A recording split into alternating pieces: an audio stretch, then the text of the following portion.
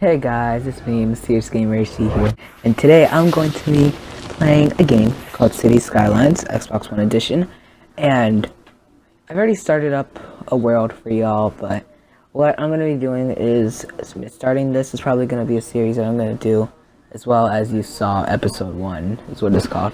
So yeah, we're going to start our new world on here, today, like right now. And I actually have to restart the video quite a few times because, like, what happened last time is, I kept choosing the map that I was already using before, and I didn't want to start on the same map. I wanted to try something new, so this one looks interesting. So let's start with a single road. So what this game is basically about is you make your own city.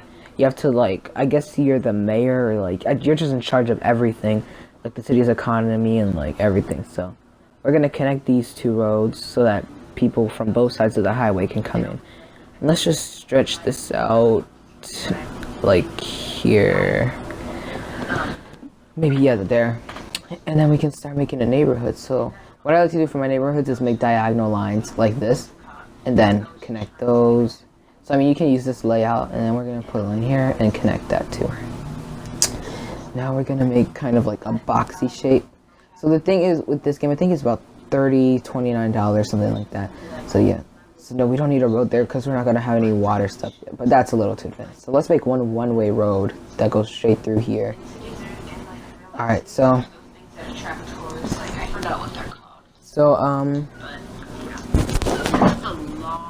let's see. Yeah, so what I like to do is you get one. Well, I changed my thing to large because I just find it easier to fill in things first. But what I did is I did one residential, a commercial in the middle, and then residential again. Now we're gonna need to place power lines in between the houses that are already being built, and I set my time to fast too. Now we need actual power, so let's see. So the darkest spots are where the wind is strongest. So let's get one. And I think we're going to place it there because that's going to be like the center of where the whole entire city, all the like industrial stuff in the city. Now we also need water. What I meant by industrial is like there's also trains and stuff. So maybe because you can't have residential areas near like stuff that makes noise, like where it has that orange circle and it has like headphones, that means noise pollution.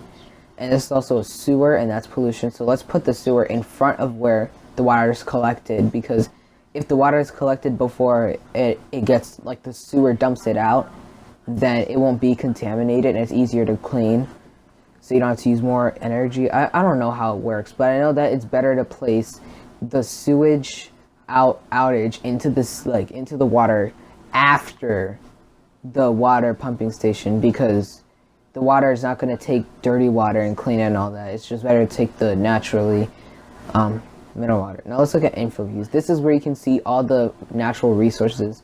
So we have a little farm over here, but we can't get to it. We have mainly forest, and I saw some ore over there, but I think right here, if we start in this corner, we can get some farms going right away. But for farm, so if you do this, it won't. I like to make boxes. So yeah, let's connect that to there so that the highway is there, and then now let's make this here. Oops, hold on. Okay, so I had to skip that because it was going to take a while and I was getting confused. So what I did is I separated the commercial zones and the in residential zones, and then I also made a landfill. But you cannot make these things like near residential zones because of the fact that, like, if there's what's it called, the smell can disturb, and then I think that it's going to show up on the thing. Oh, it looks like I need water too. And I spent quite a bit of money, as you can see. And yeah, they keep building new houses, but I'm trying not to get too far to the windmills or too far to the garbage. So let's just like extend this. I don't have enough money.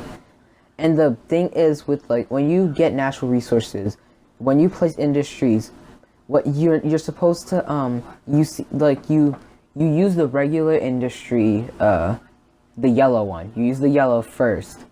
After the yellow, you have to go to districts, like how I highlighted Lilac District. You have to paint over it.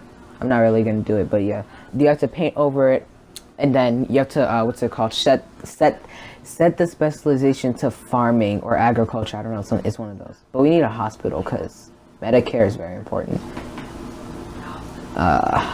Yeah, info views. Yeah, it's still the farm area that we have right there, but we can't use it because we don't have enough population. When we have enough population, then we can set it to use farms instead of generic industries. So yeah, but we won't have that much. But I think since like agriculture is something that you can reproduce, you can expand it because like if it's something that you can't use twice, like oil or like ores, stuff like that, like the mining. I think that once you're done with it, you're done. You have to destroy the what's it called, the industrial zone there because it's too like you used all of it, so there's no more oil or whatever left there. So right now, oh, we just got our new milestone, so now we can expand already. I didn't know that they let you expand that fast. We can get districts. That's what I was talking about. Policies, it's a loan, district specializations, and service policies. But what basically district means is you highlight over the industrial zone, you set it to whatever you want, like you want it to only work with wood, or you want it to only work with oil, or stuff like that. Oh, and we also got a school. So yeah, you have to, elementary schools, they do not go very far, like, they don't, like, cover a lot of space. That's why if you have an elementary school, try to place it in the center of your, like, your residential area, because they do not go far, like, the radius. And we also need electricity already. So, yeah. And I can't get any other electricity things. I'm not going to get the coal power plant, because the coal power plant, you need to have built it near a, I don't even have enough money for that. Maybe I might have to pull out another loan. But for the coal power plant, you're going to need to, for the coal power plant, you're going to need to place it near a ore, like an ore zone. I think it's light blue when you look at info views. And then, because if you just use it, it'll give you electricity for a while, but once that coal's done, there's no other way for it to get coal. So once it's done, it's just going to be done, and you have to destroy it. So it's kind of like a temporary use. But the windmills, I'm just going to stay here and wait until I get money. So yeah, we're at 3,000 right now, almost 4,000. But yeah, the darkest spots are where the wind is best. But I'm just going to use this time to explain to you what like the game is about more. So I will also upload a video of what my unlimited money world looks like, because I would recommend you to use unlimited money first if you don't know what you're doing, because when you're using regular money, you can fall into debt, then you can't like power your city or whatever. So it's really like, sometimes you can mess up and then you're gonna have to start over a lot of times. So I just recommend you to use unlimited until you're comfortable with the game, then go into a regular game. I started using unlimited first. Oh, I can place the window now. I started using unlimited first, but I'm gonna save up a little money so I can get some power lines while I'm at it too. So when you first start the game, I recommend you use unlimited, and then you can what's it called? For the best training, you should use unlimited with unlock all milestones off, because if you use unlimited with unlock all milestones, you can get everything you want in the game. You don't have to wait until your population gets high enough, and that won't really show you how to like do what you need to do. So I could recommend you to use unlimited with what's it called? I recommend you to use unlimited with unlock all milestones off, so that you can practice right. So yeah, let's build this robot. I don't want to get too close to the I think that's too close to the what's it called? The landfill, that's what it's called. I think it's too close to that.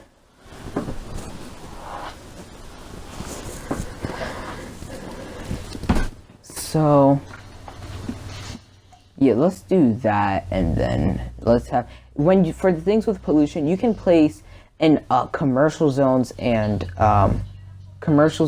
also industrial zones near like pollution stuff, because it won't really matter. Anything that causes pollution can be next to pollution. Everything that causes noise can be next to noise. And commercial specializations don't really have a limit to like, it doesn't really matter. So yeah. So here our houses are being built, And what I was hovering over earlier was to like show. I knew we were gonna need water. Yeah. So what I was hovering over before was to show that like that's where like the center of pretty much all my industrial stuff is gonna be. Like when you get trains and stuff, I'll probably do. Eventually, I'll get to trains. But like I said, I'm gonna show you my unlimited money world. So, yeah. And if I want to get oil, I had to expand that way. If I want to get ores, I can expand that way. But I want to get oil and ores at the same time. So like maybe I'll have to expand 2 times up and then 1 right. Because I already have trees, so yeah. Oh, another one. I got landscaping already. Oh, I got gravel paths. Wow. Oh, wow.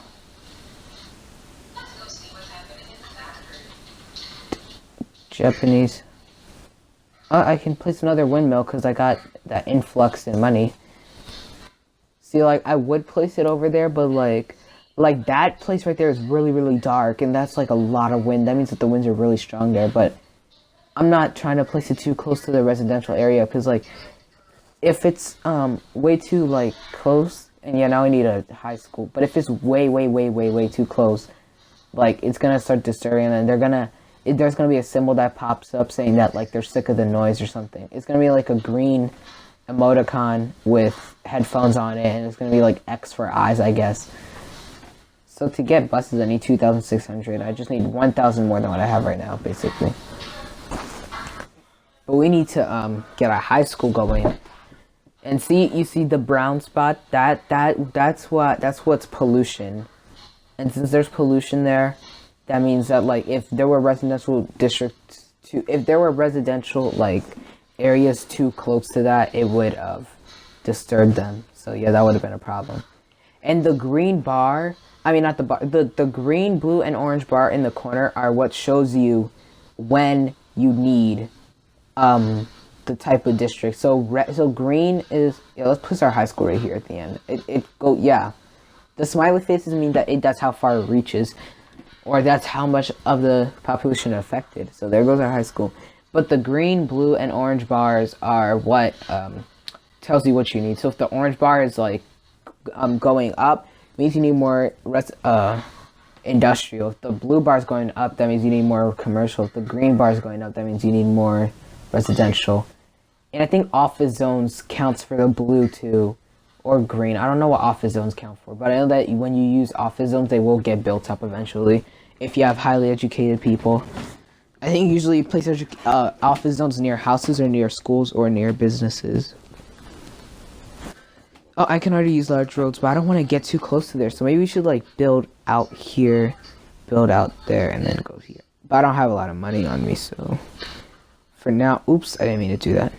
Yeah. For now, we need that. Then when we get more, we can expand it more before it gets too far.